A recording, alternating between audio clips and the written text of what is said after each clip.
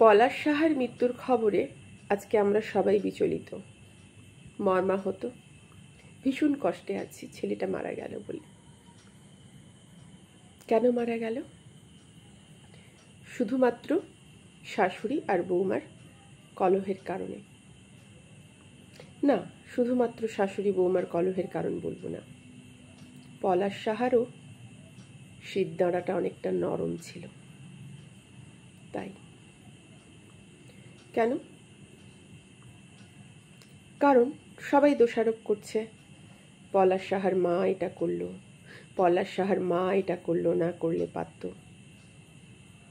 ছেলের বউ বলছে পলাশ সাহার মা পলাশ সাহার সাথে তার বউ কথা বললে রেগে যেত, বিরক্ত হতো, আরও অনেক অনেক অনেক অনেক অনেক তুচ্ছ ঘটনা, এদিক ওদিক ঘটনা, অনেক ঘটনা।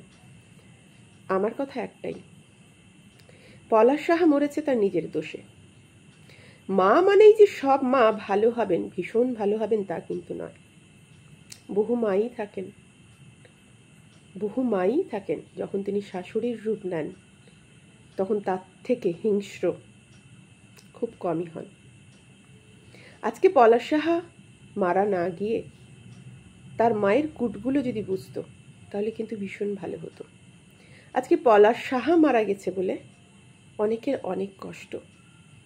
আমি তো বলবো এই কারণে বহু ঘরে বহু মেয়ে মানে বৌমা মারা যায়।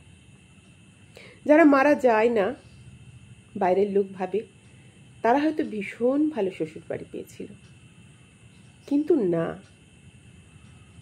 মা হিসেবে ভালো হতে পারে, সব মা যে শাশুড়ি হিসেবে ভালো হবে তা কিন্তু নয়। বহু শাশুড়ি, বেশিরভাগ শাশুড়ি বৌমাদের জীবন জ্বালিয়ে অতিষ্ঠ করে দেন। আজকাল বহু সিনেমা বেরোয়, বৃদ্ধ বয়সে কেন দেখে না? দেখা উচিত, সত্যিই দেখা উচিত। একজন বয়স্ক মানুষকে সত্যিই দেখা উচিত। কিন্তু একটা নতুন বউ যখন বিয়ে হয়ে বাড়ি আসে, সংসার করতে আসে, খুব কমজনই থাকে বদমাশ, যারা শ্বশুর শাশুড়িকে দেখবে না, ঘর করবে না, সংসার করবে না, শুধু নিজেরটা ভোগ করবে, নিজের বাপের বাড়িকে নিয়ে দেবে। থাকে না কেন? আছে, আমারই দেখা আছে কতজন। কিন্তু বেশিরভাগ জন আসে একটা সংসারকে আগলে ধরে বাঁচতে। কিন্তু ওই যে মায়েদের, আমার সন্তান হাতছাড়া হয়ে গেল, আমার সন্তান বউয়ের হয়ে গেল, এই ভেবেও কিছু মা ছেলে বউয়ের মধ্যে অশান্তি দেখলেই শান্তি পান। কিছু মা আছেন যারা তাদের জন্যই সংসারগুলো শেষ হয়ে যায়, দোষারোপ করেন ছেলের বউকে। তাই বলবো, পলাশ শাহের মৃত্যুর জন্য পলাশ শাহই দায়ী। সিদ্ধাটা শক্ত রেখে মায়ের কূটবিদ্যাগুলোকে বুঝতে হতো। মা হিসেবে ভালো হতে পারেন, কিন্তু সব মাই যে শাশুড়ি হিসেবে ভালো হবেন তা কিন্তু নয়। হ্যাঁ, আজ পলাশ সাহা মারা গেছেন বলে অনেকের অনেক কষ্ট, কিন্তু জানেন কি, বেঁচে থেকেও বহু ঘরে বহু বৌমা দিনের পর দিন তিলে তিলে মরে।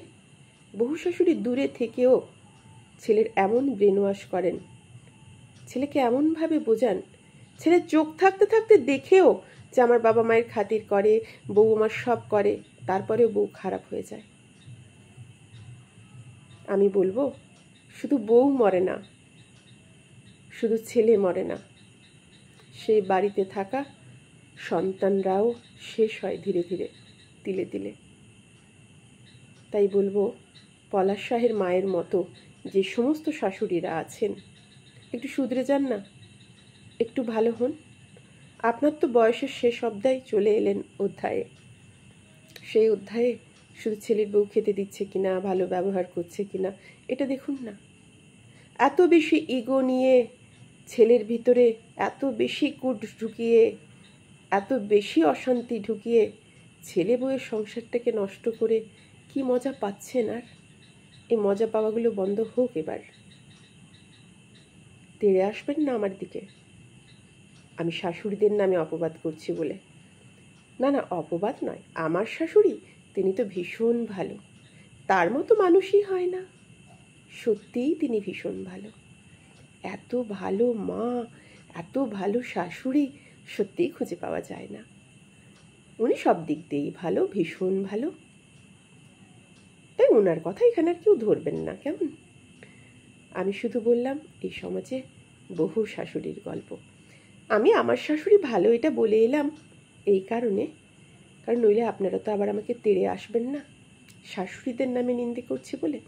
না না, আমি শাশুড়ির নামে নিন্দে করছি না, আমি শুধু বলছি বহু মাই আছেন মা হিসেবে ভালো হতে পারেন, কিন্তু যখন শুধু শাশুড়ি হয়েছেন তখন ছেলে আমার হাতছাড়া হয়ে গেল বলে সেই শাশুড়িদের শুধু অপবাদ করছি না, সেই শাশুড়িরা রাক্ষসীর মতো জীবন শেষ করে দেন। তাই তাদের অপবাদটা খুব কম। আমি বলি তারা মানুষই নন। আজ পলাশ সাহা মারা গেছে বলে সবার ভীষণ কষ্ট। বহু ঘরে বহু বৌমা মারা যায়, বহু বৌমা বেঁচে থেকেও মরে যায়।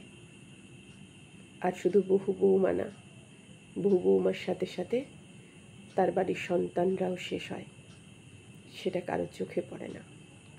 তাই একটা মৃত্যুতে আমাদের কষ্ট অবশ্যই, কিন্তু দুঃখ পাওয়ার আগে না একটু নিজেদের শুধরে নিন।